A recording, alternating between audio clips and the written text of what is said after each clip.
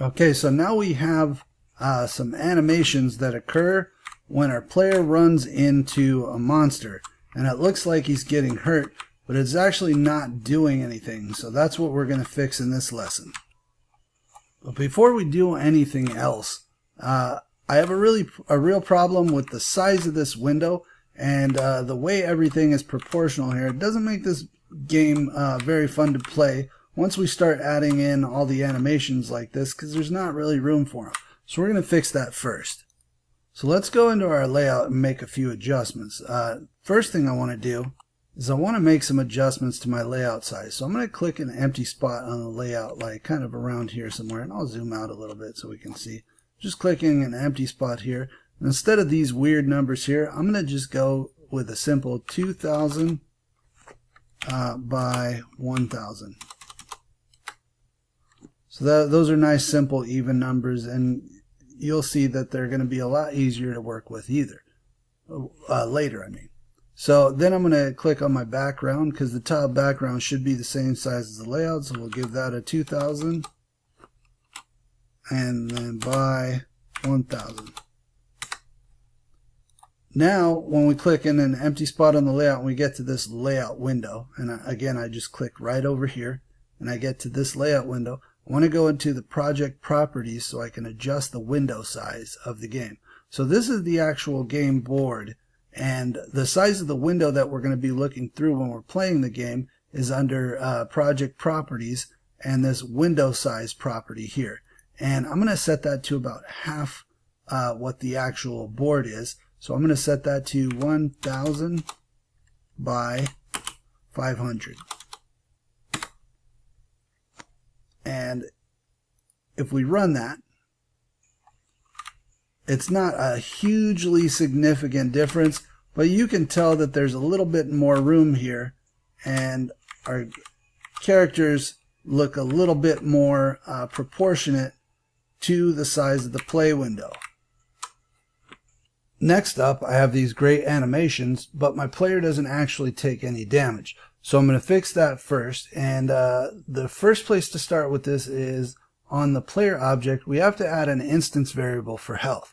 So I'm going to click instance variables, and you can see I clicked the player object, went into the properties panel, click instance variables. I'm going to add a new instance variable, and I'm going to call it health, and its initial value we'll set at 10. Make sure it's a number, click OK. We have player health now.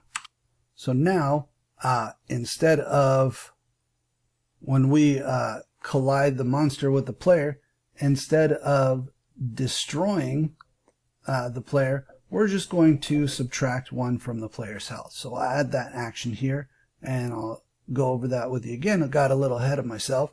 We'll click add action and player, and we're going to subtract from an instance variable.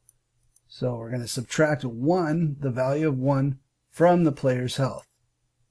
And I'm actually going to move that up. Should be probably one of the first things that happens in that scenario. So we're going to subtract 1 from health and do all that other stuff every time we collide with the monster. Now, the biggest thing that I want to see first, so that I know the health portion of this is working, is I want to see some sort of a health bar on top in the heads-up display in the HUD. I want to see something that's like a progress bar that goes down as the player's health goes down, and that some sort of a visual effect that you can see the player's health go down. Well, the cool thing is that Construct has one of these types of things built into the software. We can actually just add it as an object instead of without creating any sort of complicated animations or anything. So if I right click over here in this space, and actually I'm not going to do that, I'm going to add it directly to the layout. So I'll right click and I'll say insert new object, and I'm going to insert a progress bar. So let's try that one more time. I'm going to right click, I'm going to insert a new object, and then I have this thing here under form controls called a progress bar. So I double click that, and I have my text box here. If we zoom in a little bit, you can see I have my text over here in this window of the screen, and I want to make sure that I'm going to hit escape here. I want to make sure I'm on the HUD. So I'm on layer 2, which is the HUD, and in the same space that I have my text, I'm going to, on the opposite side of the screen, I'm going to have my health bar. So I'm going to right click, I'm going to insert a new object, and it's going to be a progress bar. I'll just stash it here somewhere for now. We'll make the adjustments in the actual window. So if I click play here, you can see we have some minor adjustments to make, but not a big deal. And the score, to be honest, could be moved around a little bit as well. So let's do some tweaking there. I think I wanted that to do that and that to do that. And if we click play again, and I just do mine by trial and error and see what looks good to me. There's probably a more efficiently mathematical, precise way to do it, but I like to just kind of move things around by hand. So just kind of a trial and error sort of thing. That looks pretty good. I'm going to leave it as is. And before I go any further, I want to make sure my progress bar gets named to reflect what it is. So we'll do player health, and that's the player health bar. And you could see that that progress bar was number 3, so I had added a couple more without using them. And anytime you feel like you have more of any one object, or you've added too many and didn't use them or something like that, they show up in this projects panel here. And if you look, there's a bunch of different objects types that I've added. And if I have multiple of any one thing that I don't need, you definitely want to go in there and clear them out and get rid of them. It's kind of more efficient, and it helps you see what you're doing a little bit better. So now I have this player health bar, and all I have to do is all I'm looking to do now is to make the progress bar itself show up with like a blue bar that goes up or down depending on what the player's health is. And the reality is the player's health is going to go down, so we want that the progress bar to match the player's health. The way I do that is I'm going to add an action here, and I'm going to click on the player health bar. And what you can do is you can set the progress. So there's actually a thing here that says set progress.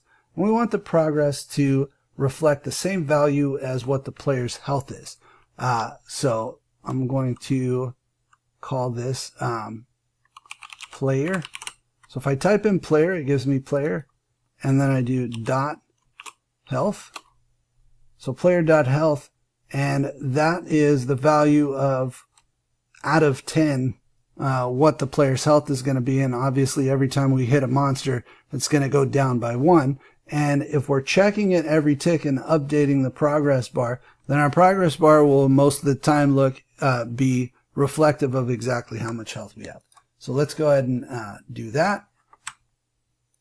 And then if I play this, you can see that, oh no, I'm not starting with full health bars here, and the health is going down when I'm getting hit, but it looks kind of weird.